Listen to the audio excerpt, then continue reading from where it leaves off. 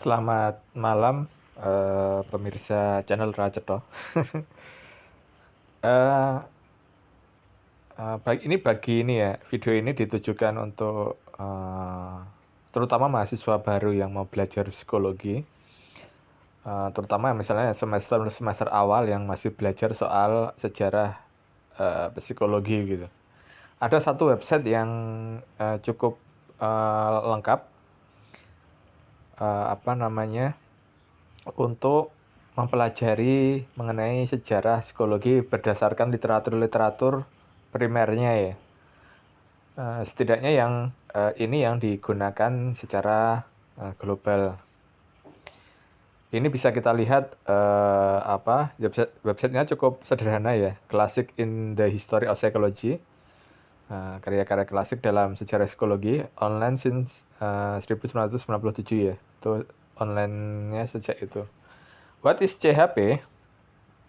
Ini alamatnya ya bisa dilihat sendiri. Kemudian apa Classic in the History of Psychology? Nah, ini adalah usaha untuk membuat teks yang penuh ya, atau full teks ya, teks utuh dari banyak dokumen yang terafiliasi dalam public domain ya, yang signifikan secara historis. Jadi maksudnya public domain itu boleh dibagikan secara gratis atau sukarela. Jadi beberapa aturan tentang hak cipta itu di banyak negara tidak berlaku dalam teks-teks yang sudah masuk ke public domain ya. Misalnya yang sudah, saya tidak tahu persis ya tiap negara itu, atau secara apa itu namanya, secara internasional itu berapa jaraknya.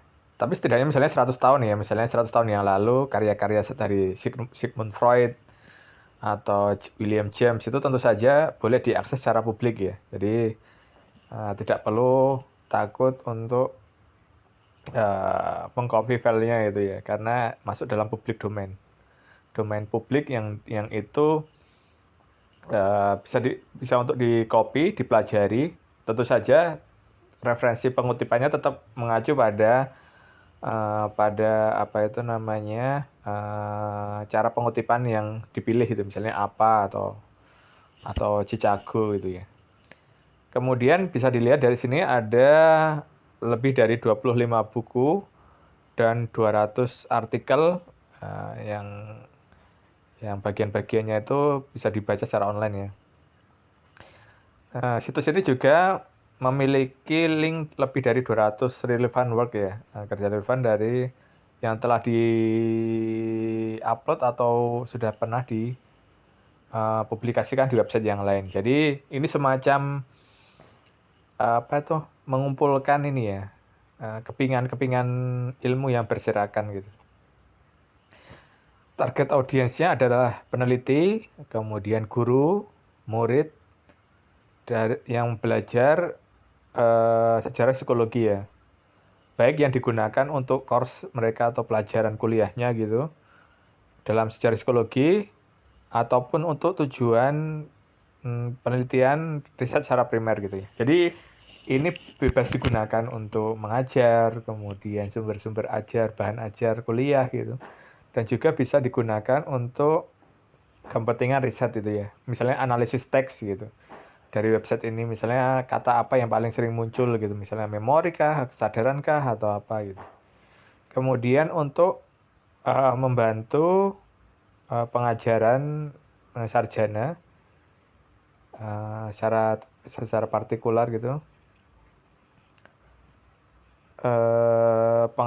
Artikel pengantar yang original dan komentar yang ditulis oleh sebagian dari leading history of psychology in North America. Jadi sejarawan yang terkemuka sejarawan psikologi termuka yang ada di Amerika Utara itu, yang telah di attach to a number of the most important works. Jadi ini bisa kita lihat who produced classic in the history of psychology ini ya. Orang-orang yang terlibat dalam proyek ini gitu ya. Banyak orang. Jadi dari sini kita bisa lihat bahwa proyek itu memerlukan kerjasama banyak orang-orang gitu ya. Jadi mengumpulkan dokumen-dokumen terkait, kemudian memberikan komentar dan lain sebagainya. Kemudian teman-teman juga bisa lihat indeksnya gitu ya. Proton untuk Classic Index tadi mana? Kok nggak mau? Back. Oke, kemudian langsung saja mengenai kontennya gitu ya. Itu tadi teman-teman bisa selancar sendiri soal yang lain ya, misalnya hal-hal sampingannya gitu. Tapi saya lebih ke fokus ke misalnya indeks dari dokumen-dokumen yang ada di CHP ini ya, Classic in the History of Psychology ya. Itu berdasarkan author dan topik ya, penulis atau yang menuliskannya dan berdasarkan topiknya. Kalau misalnya topik ya, itu bisa kita lihat bahwa maaf koneksinya tidak terlalu cepat.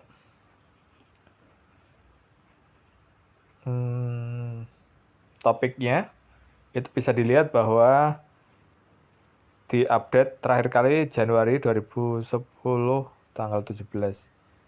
Itu topiknya ada ancient talk, pemikiran kuno, medieval atau Rensong, pemikiran Rensong ya atau abad pencerahan, modern philosophy atau pemikiran filsafat modern. Kemudian juga abad 19 sampai 20 dari psikologi ya. Ada American Psychology Association, kemudian behaviorisme, kognisi, developmental teori perkembangan, teori evolusioner, psikologi eksperimental, fungsionalisme dan pragmatisme, gestalt teori, sejarah psikologi, pengukuran intelijen atau pengukuran kecerdasan, neuropsikologi, persepsi, kepribadian, psikoanalisis dan psikoterapi, psikologi sosial, statistik dan metodologi, University of Toronto, Women and Psychology, wanita dan psikologi, Wundt dan strukturalisme ya. Misalnya kita ancient talk gitu ya, itu bisa kita lihat ada Plato gitu ya, Timaeus, kemudian Aristoteles, De Anima, On Memory and Reminiscence, itu bisa diklik sendiri ya, kita bisa baca secara online dan juga ini nanti bisa di save sendiri. Jadi semua teks-teks ini itu open source ya, masuk public domain dan bisa digunakan untuk belajar gitu. Cukup lengkap di sini. Kemudian ada pemikiran filsafat modern ya. Misalnya George Berkeley, Essay Toward a New Theory of Vision. Essay mengenai teori baru mengenai penglihatan ya, vision. Kemudian ada Francis Bowen, Remarks on the Latest from on the Development Theory. Kemudian ada apa juga. Jadi teman-teman bisa di sini aksesnya sangat melimpah ya dan gratis gitu.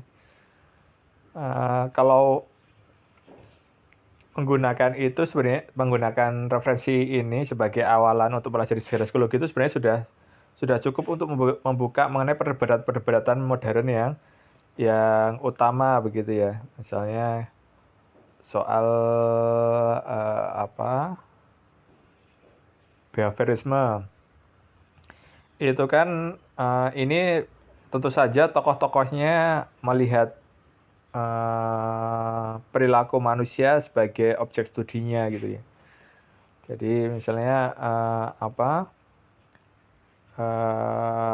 John Watson gitu ya, meneliti tentang studying on the mind of animal, studi mengenai pikiran dari binatang gitu ya.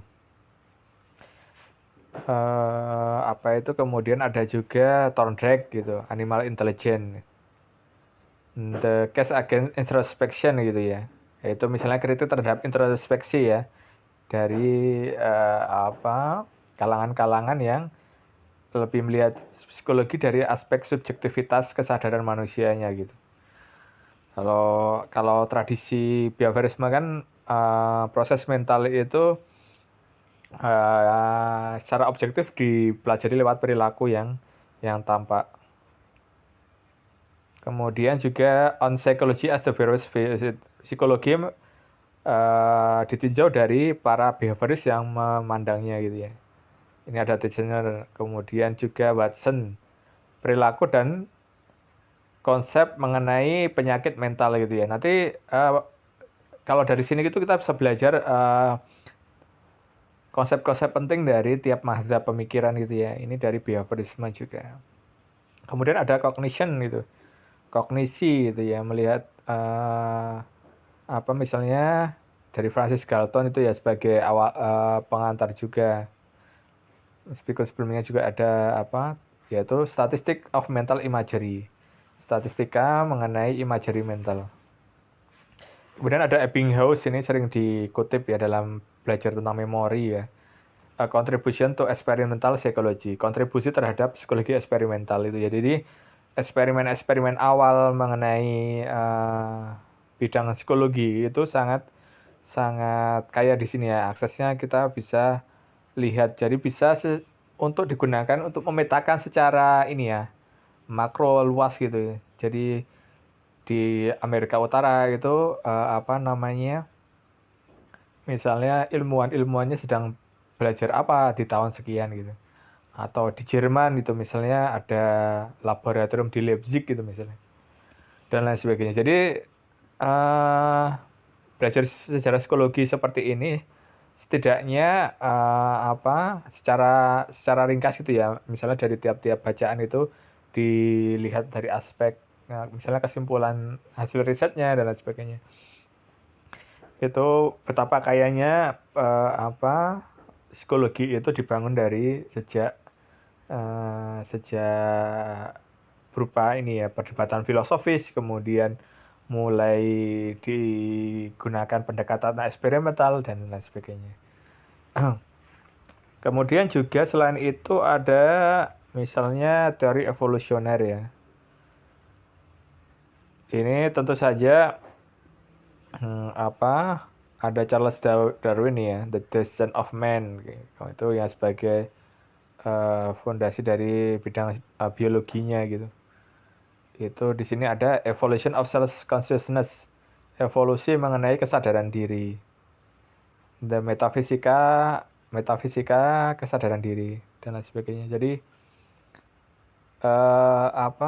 psikologi evolusioner itu berusaha untuk membangun psikologi dari fondasi ilmu biologi ya, karena mungkin salah satu konsep dasar yang digunakan sebagai acuan adalah bahwa manusia itu adalah produk evolusi dari binatang yang lebih rendah gitu ya, dalam evolusi yang berjuta-juta tahun gitu ya. Kemudian dari situ otaknya dan lain sebagainya itu juga mengalami perkembangan sehingga menjadi manusia modern saat ini. Jadi perspektif-perspektif itu bisa kita pelajari di sini dari beragam sudut pandang gitu ya. Ada fungsionalisme dan pragmatisme di tahun-tahun awal perkembangan ilmu psikologi ya. Kemudian juga ada neuropsikologi misalnya. Kalau yang tertarik mengenai neuropsikologi tadi mana? Mengenai aspek dari syaraf dari perilaku gitu ya. Kemudian tadi belum salah pencet. Nah, neuropsikologi gitu ya. Basic neural mechanism and behavioral. Jadi mekanisme dasar syaraf dari perilaku gitu ya. Coba dicari apa yang menjadi dasar-dasar syaraf dari perilaku ya. Misalnya kita bisa belajar juga dari sejarah itu ada kasus Broca gitu ya, yang kepalanya itu terkena benda tajam kalau tidak salah di rel kereta api gitu ya, kalau tidak salah ingat gitu. Kemudian dia menusuk dari bawah rahangnya ke kepala gitu ya, sehingga dia mempengaruhi perilaku bahasanya. Di situ riset-riset psikologi itu bisa kita lacak perkembangannya dari satu sumber website ini gitu. Jadi teman-teman nanti bisa explore sendiri apa kebutuhannya, bisa direncanakan jauh-jauh hari gitu. Saya menyesal tidak mengenali ini lebih dalam lagi dulu waktu kuliah ya, karena mungkin terlalu menyibukkan diri terhadap organisasi. Meskipun itu juga mencari justifikasi, tapi saya usul saran saya bagi orang yang masih semester awal yang belajar secara psikologi, mungkin bisa sekarang memetakan apa sih keinginan diri sendiri itu untuk mempelajari di psikologi itu seperti apa. Karena saking luasnya, itu akan lebih baik kalau teman-teman itu memusatkan kepakarannya mulai dari semester awal itu ya. Misalnya, meskipun nanti tetap dipelajari semuanya, tapi setidaknya dari sejarah psikologi ini bisa dipilih misalnya tentang memori gitu, atau persepsi gitu. Persepsi kan sangat luas ya, persepsi itu kan sangat luas dan juga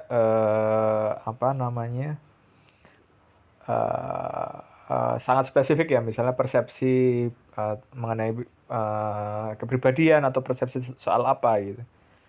Nah, di sini bisa sebagai fondasi bagaimana konsep-konsep itu berkembang dari tahun-tahun awal paper ini kemudian sampai saat ini tuh seperti apa. Pengaruh-pengaruh multidisiplin dalam psikologi, persepsi menurut neuropsikologi atau neuroscience bahkan gitu ya. Itu tentu pendekatannya berbeda, misalnya persepsi dari pengaruh psikologi evolusioner gitu. Tinjauan pisau analisisnya itu kan kalau berbeda nanti hasilnya juga akan berbeda, sehingga mungkin itu saja ya, tidak perlu panjang lebar ya. Itu sudah 17 menit. Tapi poin terakhir saya adalah gunakan situs ini secara terfokus gitu ya. Maksudnya untuk berusaha memetakan dalam perjalanan teman-teman belajar nanti di psikologi itu, apa sih yang ingin mau jadi tugas akhir itu, apa sih yang ingin menjadi selanjutnya, ingin menjadi kepakaran personal gitu ya. Sehingga ketika teman-teman itu dibutuhkan ilmunya, itu yang dicari teman-teman gitu ya. Karena saking mendalamnya belajar soal itu. Itu yang mungkin saya sesali ya, tidak jauh-jauh hari ya. Jadi saya terlalu loncat-loncat kalau belajar gitu. Di sini juga ada kepribadian tadi ya, woman, atau yang wanita yang juga tertarik terhadap gendernya gitu, juga ada woman and psychology, the mental traits of sex, trait mental mengenai jenis kelamin. Kemudian psychology as science of self, the self body or outside body. Jadi itu mungkin pengantarnya. Silakan mengeksplor ini, website ini secara penuh gitu, sehingga menikmati luasnya bidang ini ya, mulai dari ketika masih dalam konsep filsafat itu ya, pendekatannya masih refleksi filosofis gitu, perenungan filosofi para filosof gitu, hingga sampai multidisiplin dari berbagai bidang ya gitu. Sehingga yang dikenal di saat ini itu ya, ada tradisi eksperimental baik di kognitivisme, behaviorisme dan lain sebagainya. Mungkin itu teman-teman, silakan buka di websitenya ini, psyclassics.yorgo.ca, silakan.